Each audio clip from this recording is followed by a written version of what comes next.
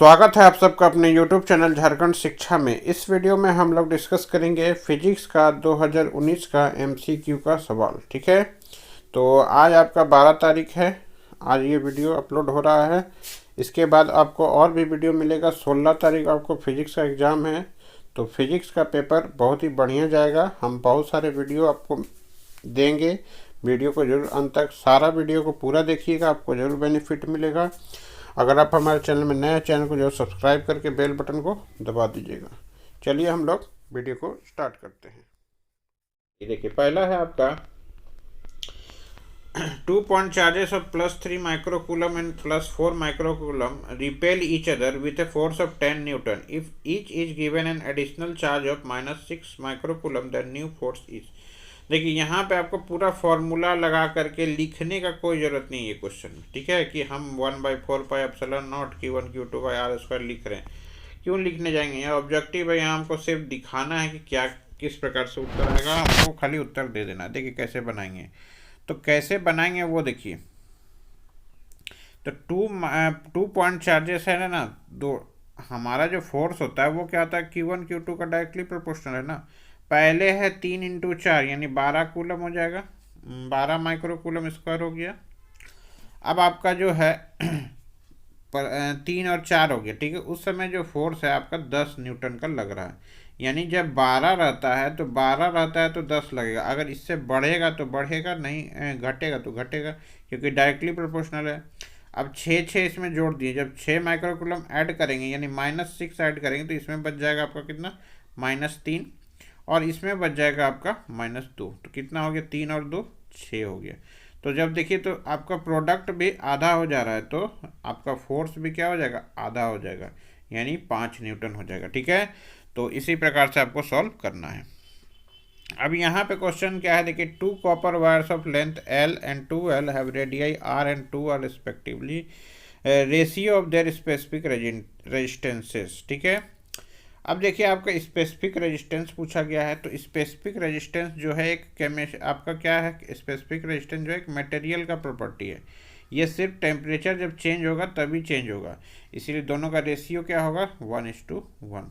ठीक है, क्योंकि मटेरियल क्या है, सेम है। मटेरियल सेम रहेगा तो आपका स्पेसिफिक रेजिस्टेंस क्या रहेगा, सेम रहेगा। ठीक है, आगे चलेंगे। तीसरा नंबर सवाल क्या है, a uniform wire of resistance R is cut into n equal parts, these parts are then connected in parallel with each other, the equivalent resistance of combination each. ठीक है, एक रेजिस्टेंस R है जिसको हम लोग काट दिए n इक्वल पार्ट में। मान लीजिए R है, ये डायरेक्टली प्रोपोर्शनल टू L होता है, यानी जितना काटेंगे उतना बराबरी से उसका कटेगा।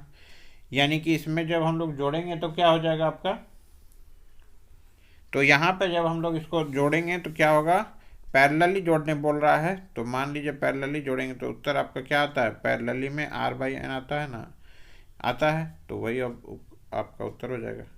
यानी कि देखिए, मान लीजिए 2 को जोड़ दिए। ठीक है, तो हम लोग 2 को जोड़ेंगे, पैरेलली जोड़े ना, तो 1/2 + 1/2 जोड़ दिए 1/r इक्विवेलेंट, तो क्या आता है, 1 आता है। तो 1/r, इसको उल्टा करते हैं तो 1/1, तो R/n।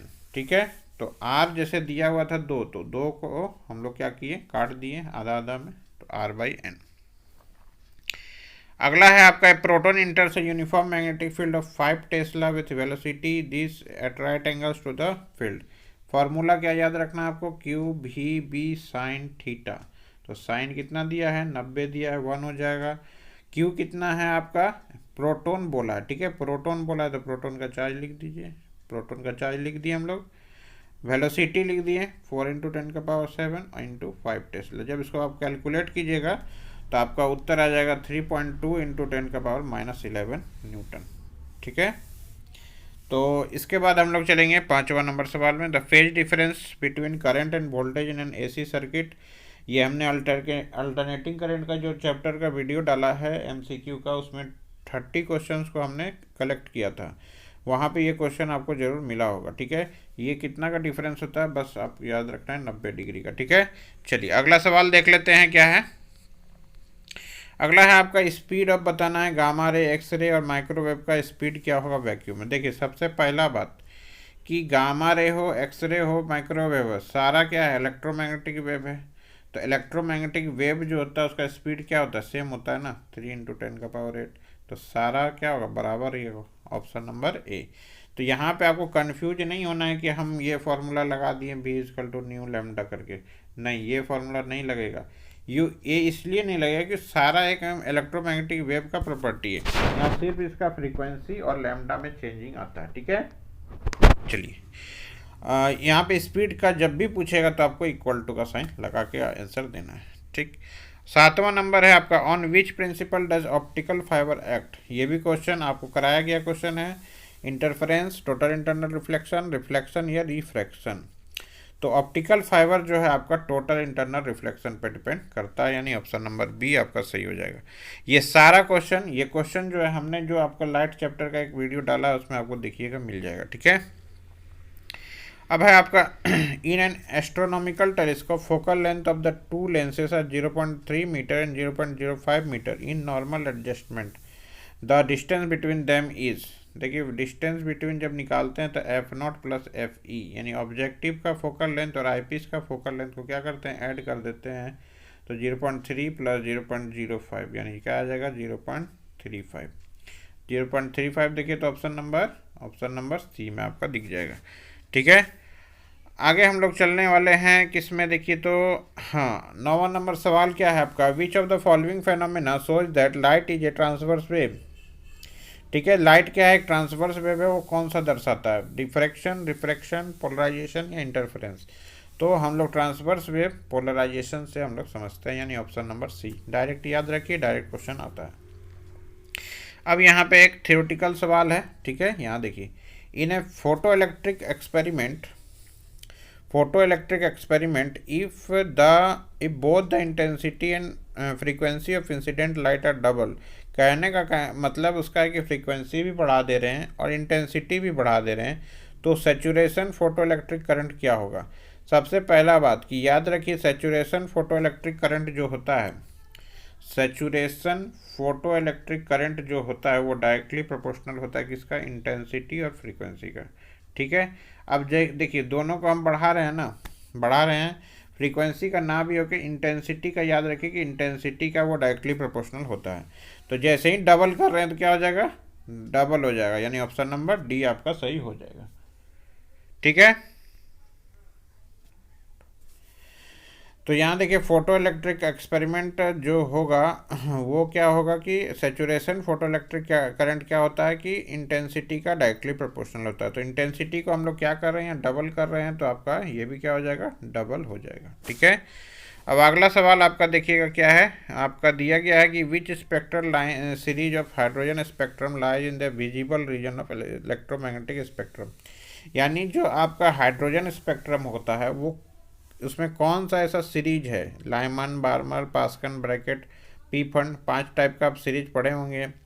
तो उसमें से पूछा जा रहा है कि आपका किस में से बताना है कि कौन सा विजिबल रीजन में, यानी कि विजिबली दिखता है। ठीक है, तो विजिबल रीजन का मतलब वाइट लाइट होना चाहिए। तो वाइट लाइट जो होता है याद रखिएगा बाल्मर सीरीज में होता है, किस में होता है, बाल्मर सीरीज में। 11 नंबर हो गया सॉल्यूशन। अब 12वां नंबर देखिएगा, if the radius of the first orbit of hydrogen atom is 5.3 × 10⁻⁻11 metre, then radius of the second orbit, याद रखिए कि n² टाइम्स आपका बढ़ जाएगा। ठीक है, n² टाइम्स क्या होगा, बढ़ जाएगा। ऑब्जेक्टिव में ऐसा क्वेश्चन पूछता है तो डायरेक्ट आपका देखिए क्या है, आपका याद रखिए कि जितना यहाँ दिया हुआ है उतना n² टाइम्स बढ़ गया। n कहाँ पे है, n आपका नंबर ऑफ ऑर्बिट है, तो सेकेंड ऑर्बिट बोला है ना, 2 का स्क्वायर हो जाएगा ना, तो 2 का स्क्वायर करेंगे तो क्या हो जाएगा आपका 4, 2 का स्क्वायर हो जाएगा 4, यानी 0.53 एंगस्ट्रम होना चाहिए, यहाँ पे होना चाहिए, इंटू 4 करेंगे तो क्या आएगा 2.212 एंगस्ट्रम। तो फॉर्मूला याद रखिए कि n² टाइम्स यहाँ पे आपका बढ़ जाएगा। ठीक है, अगला सवाल में देखेंगे हम लोग क्या है कि which of the following has maximum penetrating power, alpha rays, beta rays, gamma rays या कैथोड रे। तो कौन सा ऐसा है जो आपका मैक्सिमम पेनिट्रेटिंग पावर रखता है, अल्फ़ा, बीटा, गामा या कैथोड।